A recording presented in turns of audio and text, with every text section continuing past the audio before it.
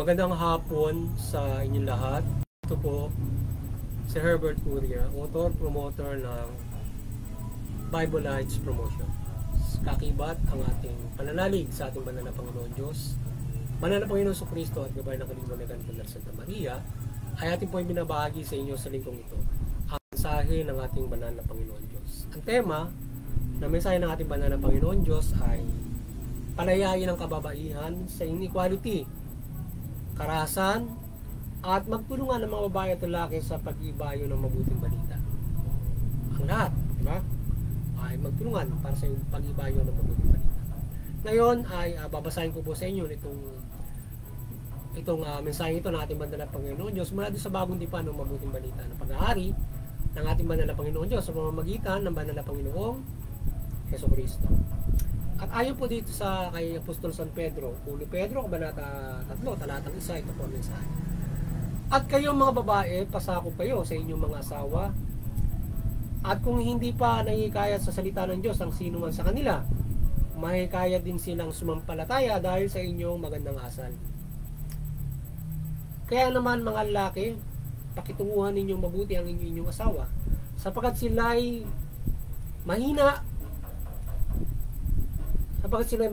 at tulad ninyo may karapatan din sila sa buhay na walang hanggang kaloob sa inyo ng Diyos. At kung magkagay walang magiging sagabal sa inyong panalangin. Ipapatuloy po natin sa mga taga-Kolosas Kabanata 3, talatang 11, ito mga mensahe.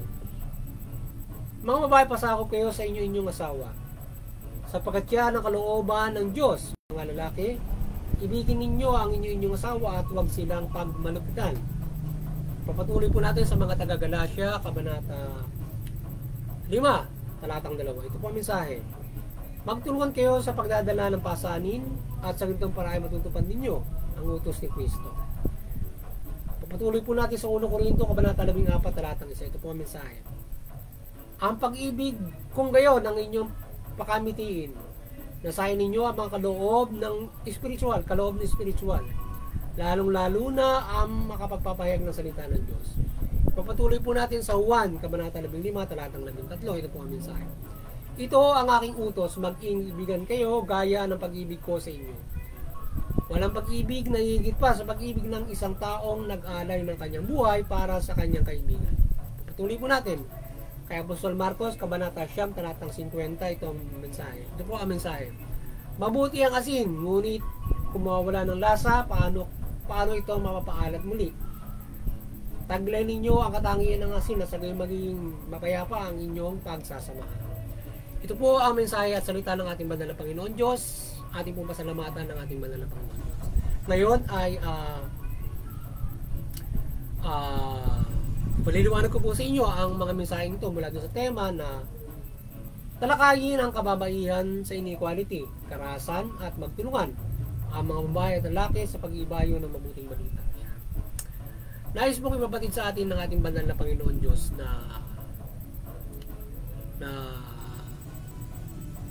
ating palayain itong ating mga kababaihan mula dito sa inequality at karahasan na kanilang nararanasan saan masulok ng mundo. Yan, dito sa Pilipinas. At yung mga lalaki, mga babae, tayo ay magkaisa na paunlarin ang salita ng Diyos o yung kanyang kalooban o mas mabuting balita. So nais niya na yung mula doon sa pamilya, yung mag-asawa, yung mga babae, kayo ay pasakop kayo sa inyong mga asawa. So maging mabuti yung inyong kalooban. Kayo ay mabuting tagasunod ng mabuting balita. Sa gayon, yung inyong mga asawa ay mahihikayat ninyo para sumunod sa mabuting balita. O ito ay inyong mahihikayat sa magandang pag-ugali at pananampalataya sa ating banal na Panginoon Diyos. Ngayon, yung mga lalaki naman ay huwag niyo inyong pakitunguhan ng mabuti ang inyong asawa sapagkat sila ay mahina, unawain niyo sila at huwag niyo silang pagmamanupitan. Mahalin niyo ang inyong mga asawa, yan ang nais ng ating banal na Panginoon Diyos. Yung mga lalaki, yung mga asawa niyo, mahalin niyo yan. Yan ang nais ng ating banal na Panginoon Diyos. Pakitunguhan niyo sila ng mabuti, unawain niyo dahil mahina yung mga babae at sila ay huwag niyong samantalahin yung kanilang kahinaan at sila ay huwag niyong pagmalupitan. So mahalin yung mga babae. So ganyan dapat yung pakitunguhan ng mag-asawa at mula doon sa pamilya.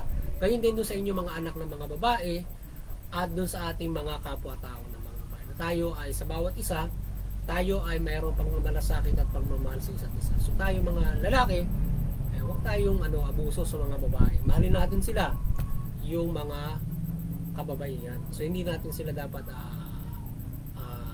labagin yung kanilang mga karapatan. So sa panahon ngayon, yung balangkas ng karapatan nila bilang mabuti, huwag nating labagin yun. At ayon sa ating banal na Panginoon Diyos, ay ang mga kababaihan ay ating mahalin. O mag-ibigan tayo bilang magkakapwa-tao.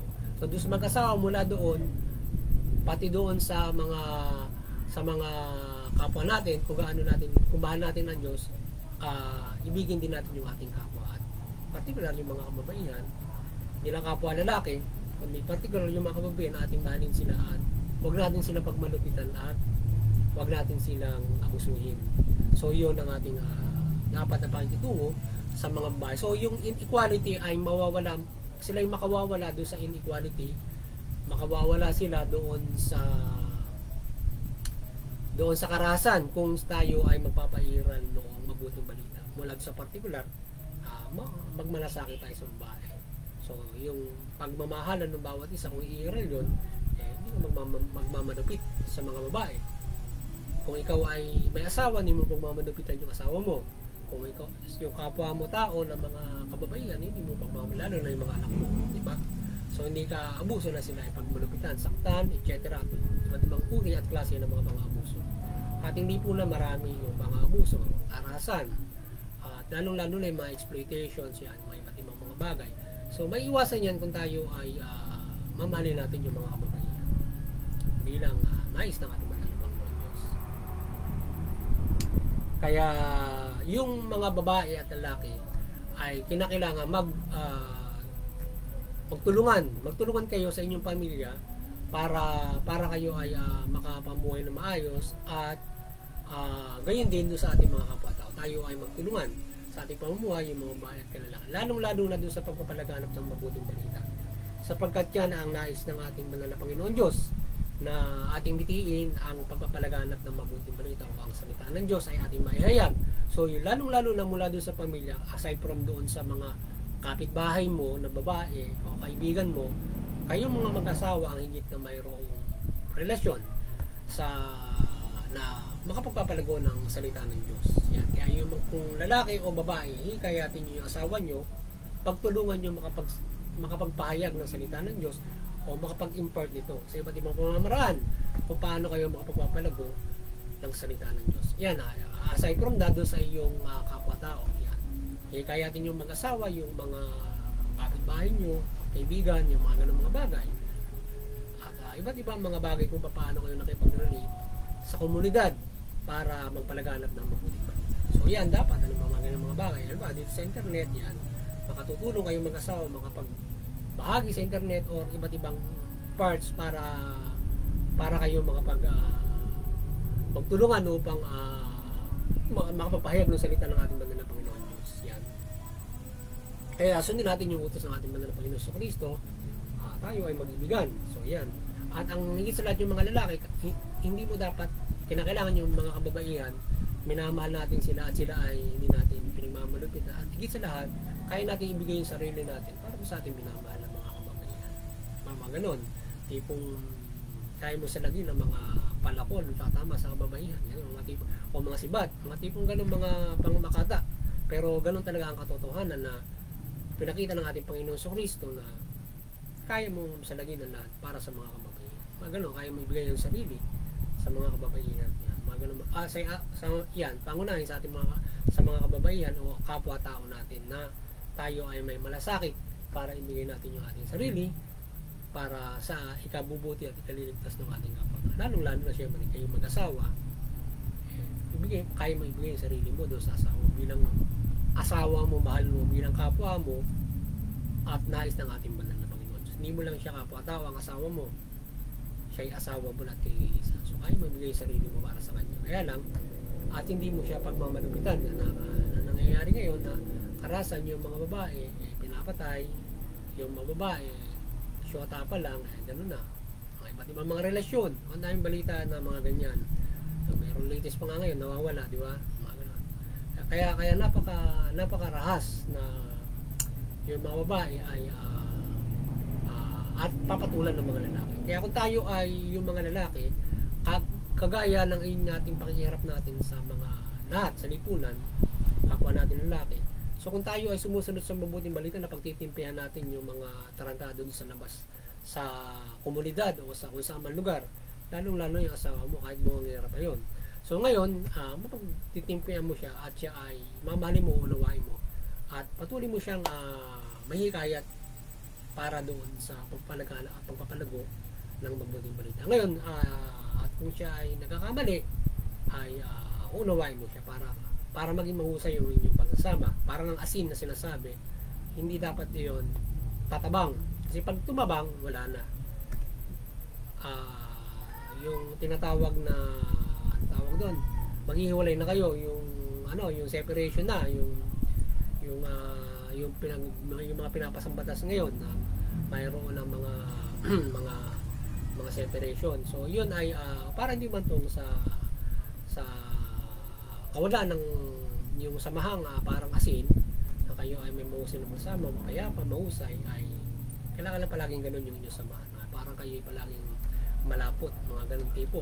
So kaya ang iwasan nyo na kayo ay magkaroon ng problema at unawain nyo yung isa't isa mula sa gabay ng mabuting balita. Ngayon yung babae at bawat isa, huwag kayong pagmulan ng pagkakasalan bawat isa para upang maiwasan yung lalaki, babae makagawa ng hindi mabuti. Yung babae, iwasan nyo na kayo pagmulan ng pagkakasalan ng lalaki na kaya mo mauwi doon sa karahasan. Pag nyo na kasi ganun na nangyayari, aside from yung lalaki talaga ay barumbado, talagang pag nalasing ayun, ginugulpi yung asawa hanggang sa mapatay na niya, pati mga anak. So ngayon yung babae, wag nyo rin kayong pagmulan ng mga pagkakasala, lalo na kung nalalasing yung asawa mo, lasinggero, mga ganun. Wag kang magmula ng pagkakasala kasi kung pagmumula ka ng pagkakasala, gumawa ka ng mabigat na pagkakasala sa asawa mo, kagaya nung sinasabing adultery, ay may problema. So maaaring, kasi siyempre yun ay hindi magandang bagay yun para yung asawa mo kagawa ng hindi magandang, pwede yung gulpin ng todo-todo nun.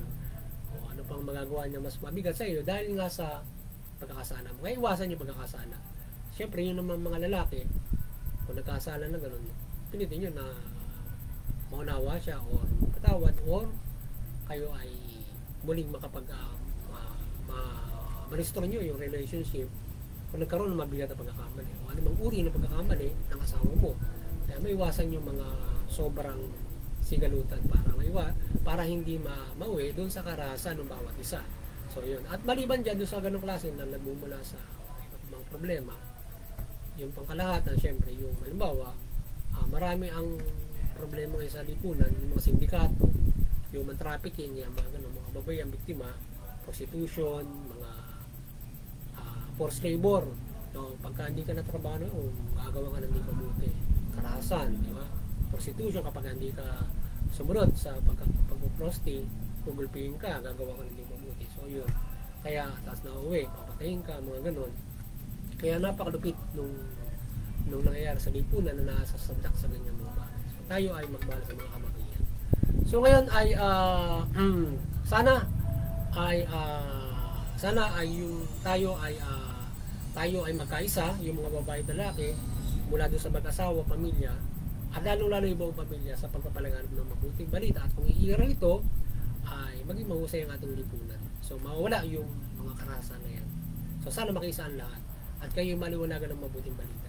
So yun, muli sana ay nakapagsubuhos naman ng Bible Life Promotion sa linggong ito at kayo ay nahikayat sa pagtalima sa mabuting balita at naliwanagan at nagkaroon kayo ng malaking pag-asa sa kaligtasan ng spiritual. So sana patuloy tayong gabayan ng ating banal na Santa Maria na kanya pagmimilagro, kaliwanagan at mga paghihimala at mga pagpapala sa ating pagbabahagi ng Bible Lights at yung bawat isa ay pagpalaan niya tayo sa pagtupad natin ng kalooban ng ating banal na Panginoon Diyos mula Panginoong Yeso Kristo, tayo ay patuloy gabayan ng Banal na Santa Maria sa pagpapalaganap ng mabuting balita. At dito sa mensahe ito ng ating Banal na Panginoon Diyos, sana'y magabayan yung bawat mga pamilya, mga tatay, nanay, mga kababaihan, kalalakihan, maliwanagan para may iwasan yung mga karahasan, magtulungan sa pagpalaganap ng mabuting balita. Sa gayon para yung lahat ay nagagabayan na mag-umiwas sa karahasan at sa kababayan at lumaya sila dito sa mga kapigatian na ito na kanila nararanasan sa pang-araw-araw na pamumuhay sa loob ng pamilya at sa ating komunidad o sa ating lipunan, bawat bansa o buong mundo. So at doon sa Interfaith Unity, tayo magkaisa sa Interfaith Unity at patuloy tayo magalawan ng ating mga reliyon. Makatulong tayo dito sa mga ganitong klase ng mga usapin na ating gabayan ng ating lipunan upang maiwasan ang karahasan sa mga kababaihan.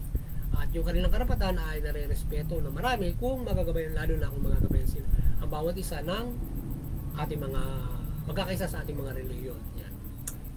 At mula doon sa CBCP and Vatican Church, kayo ay patuloy maliwanagan ni Banal Santa Maria at patuloy niyo pagmuklorin ang katauhan sa pananampalataya sa Diyos mula Panginoon Kristo at gabay ng Banal Santa Maria. Gayon din ang Bibleized Promotion sa munting kakayanan nito ay patuloy itong mapagbuklod ang sangkatauhan sa pananampalataya sa Diyos mula Panginoon Kristo at gabay ng mabuting balita at gabay ng kaliwanagan ng Banal na Panginoon ng Banal Santa Maria. At yung mga kapamalaan mula bansang Pilipinas ay maliwanagan kayo ng Banal na Santa Maria at makapamahala kayo ng mabuting pamamahala, matuwid, patas na hustisya at tugunin niyo yung karapatang banal. Sa kayo makapamumuhay ng mapayapa, maunlad, patas ang lahat at tayo ay nagagabayan sa mabuti mula sa Panginoon Diyos at magkaroon tayo ng makaligtasan spiritual mula dito sa paggabay ng mabuting balita at pagsunod at pagpapatupad ng mabuting pamamahala. Kaya maganda nga po sa inyo lahat. God bless you.